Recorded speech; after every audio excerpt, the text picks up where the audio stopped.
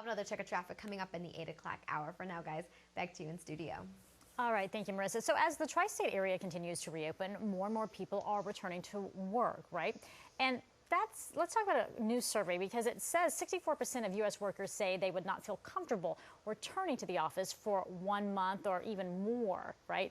I've heard a lot of that from folks entering buildings all across the city. So here was some advice on getting folks to safely venture back to work is organizational psychologist and author Dr. Tasha Eurich. Good morning, doctor. Thank you for having me.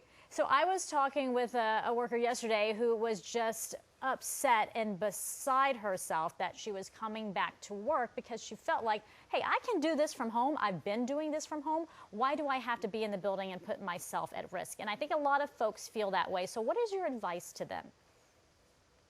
So I think the first thing to remember is this year has been unprecedented in all of our lifetimes. And as we're learning to start to live with this virus, which is something we're going to have to do for a while, uncertainty abounds. And what psychologists know is that uncertainty is actually one of the most stressful states we can be in.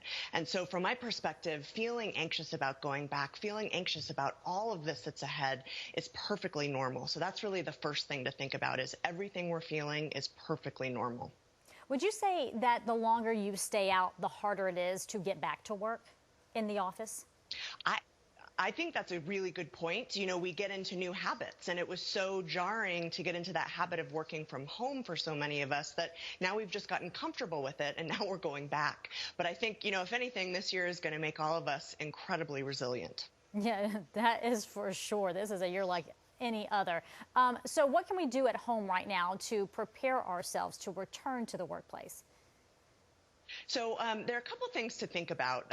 There's some data that says that about 91% of employees expect their employer to look after their mental health. And what I see in my consulting with CEOs and executives is that most companies are in survival mode right now. So as much as each and every one of us can take control of our own mental health and well-being, we're going to be in a much better position. So the first thing we can do is reconnect with our best friend at work, you know, the person that really helps us stay optimistic, reduce our stress. Keep a list of what we're grateful for. Again, having a job, being able to leave the house is kind of a gift. And then last but not least, celebrate small wins. You know, little things like putting on real pants in the morning, you know, finishing your first work project. These are all things that we should be celebrating.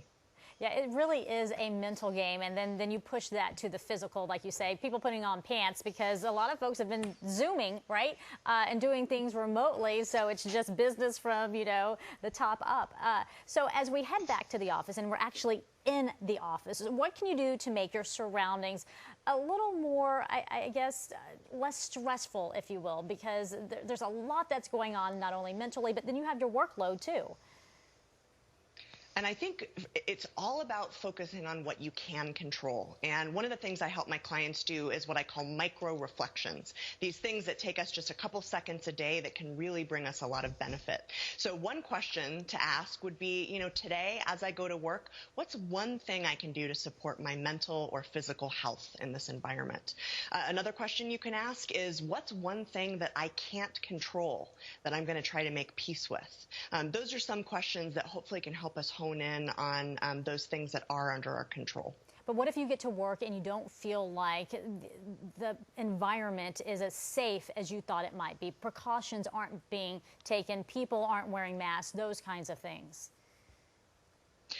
In this environment, this is literally life and death for many of us. So what I would say is be respectful, but do not be afraid to speak up. If you have a concern, go to your boss. If you don't feel comfortable there, go to your HR department and just say, you know, my goal is for everyone to be safe. That's why I'm going to tell you what I've been seeing. And you don't necessarily have to single anyone out, you know, say Bob wasn't wearing his mask, but you could say, I've noticed that not everyone is wearing our masks. What can we do about that?